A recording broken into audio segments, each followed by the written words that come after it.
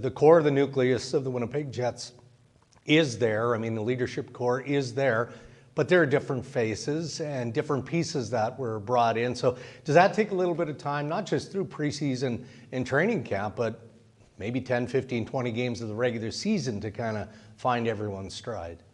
Yeah, I think obviously you want to hit the ground running from game one, and but at the end of the day, this season, there's multiple seasons within the season. Getting off to a good start is huge, but ultimately, before Christmas, after the All-Star break, or this year the Olympic break, and then trade deadline, it just keeps ramping up as the year goes on. So, it's important for us to hit the ground running and be up to speed as fast as possible.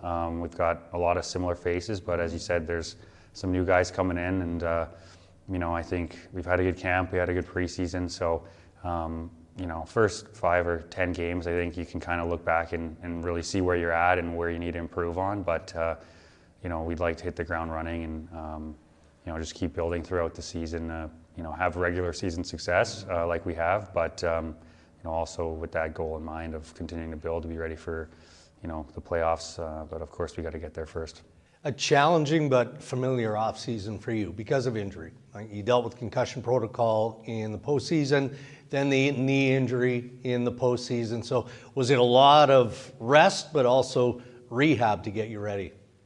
Yeah, it was for sure. It was frustrating. You work really hard to get to the playoffs and have a chance to compete for the Stanley Cup, and to kind of have a couple injuries at that time is not ideal, but at the end of the day, that's the NHL playoffs. It's a war of attrition. Obviously, I think taking away from it, is more motivation for me this summer. Fortunately, the knee injury was something that, would have kept me out 4 to 6 weeks kind of thing if we were in season. So on the plus side, you have the whole summer to rehab and get everything ready to go, but definitely there was extra motivation just sort of having felt like that opportunity in the playoffs, for me personally was kind of cut short. So motivated throughout the summer to kind of course, rehab, but also put the work in to come back and have a great year and be even more ready to go.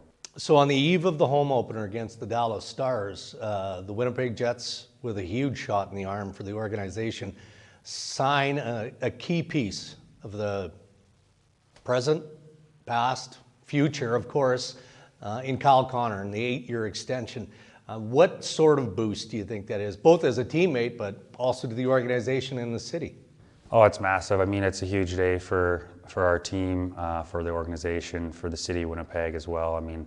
I've had the pleasure to kind of grow up here with KC. We were both rookies at the same time, and I think this will be our 10th season playing together. So, it's just exciting. First of all, you're excited for him and his family. He's earned that contract, and every penny. You don't see the work behind the scenes, but we see it every day. He comes to the arena, and he's one of the hardest working guys. He's got a motor that kind of never stops, and he's earned that deal. He's worked to get better every single year, and he has gotten better every single year. But for the organization, for players that are signed here, like myself, it's exciting. It's exciting to be able to, know that a player his caliber wants to be here, wants to win here, and it's exciting that we get to continue to play with him. And obviously we've become great friends, lots of us. So it's just exciting time, and I'm happy that I'll be able to pass to him one-timers for the next at least 3 years. The city, this organization as well as anyone. It's a great city, but when you get extensions like this, and then you draw all-world players like Jonathan Toews to the Winnipeg Jets, what does that tell you, again, about the future of this team? Yeah, it's exciting. We've worked really hard as an organization, as individual players, and as a team to continue to take steps forward, and we have done that over the last 3 seasons for sure. And you're never satisfied until you win the Stanley Cup. That's the ultimate goal. But I think the strides we've taken as a whole organization, have put us in a position that players like Johnny and Gus Nyquist and other players that have wanted to sign here. Guys like Casey, Shaif Helly have wanted to extend Pionk as well in this window. So I think, you know, it's exciting. Of course, all it does is give us a chance to win, but you know, that's how we feel, and it's been cool, and it's a great feeling to know that we've kind of put ourselves in that position by a lot of hard work and effort, and really that's just beginning. We have a long way to go. Last one for you. What does it do? Do you pay any attention to hear your name consistently in the Norris Trophy conversation? I mean, it's a testament to the player that you develop into, or do you try and keep that as noise that is parked outside, otherwise maybe it gets a little bit distracted?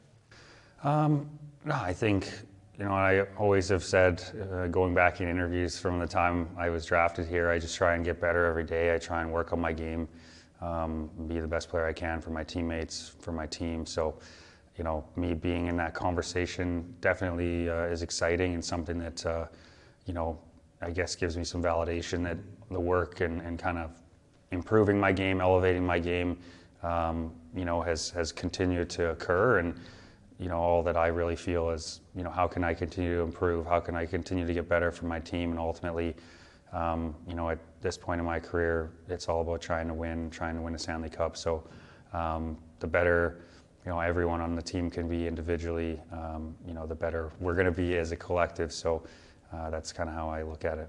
Thanks, Josh. Good luck. Thanks, sir.